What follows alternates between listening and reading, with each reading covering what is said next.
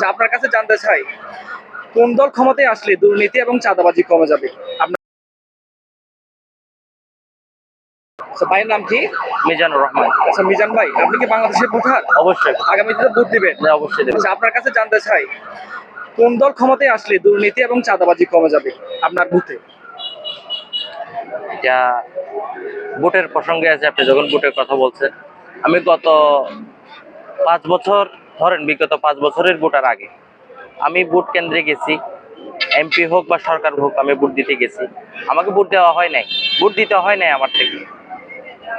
আবার যদি জোরপূর্বক যাওয়ার সময় গেছি, নোকে একটা কালো দাগ দিয়ে বলছো তোমার ভোট হয়ে গেছে। যদি তুমি আবার যদি চাপ সৃষ্টি করো, তাহলে পুলিশ আছে বাইরে, পুলিশকে দেখাই দেবে তুমি দুর্নীতি করতে আসছো, তুমি এখানে জাল ভোট দিতে আসছো।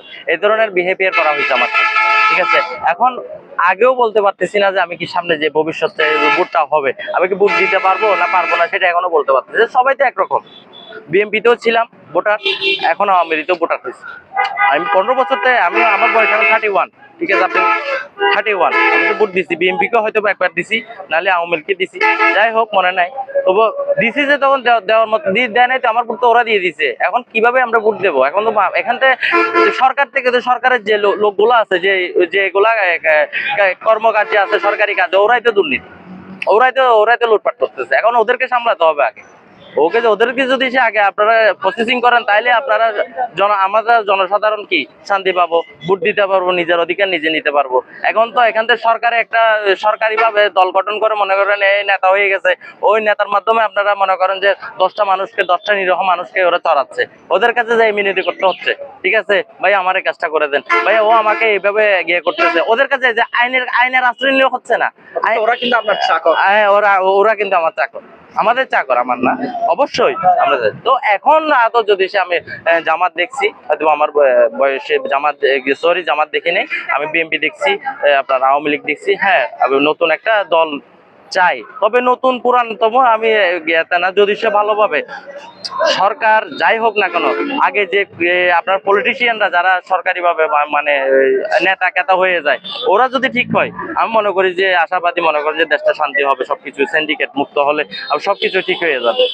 কোন দলের কাছে আপনি প্রত্যাশা করেন আপনি যদি ভোট দেন অথবা না দেন, তাও দুইটা দলের যে কোনো একটা দল আসে, হয় ইসলামিক সংগঠন, জামাতের আর না হলে বিএনপি? হ্যাঁ,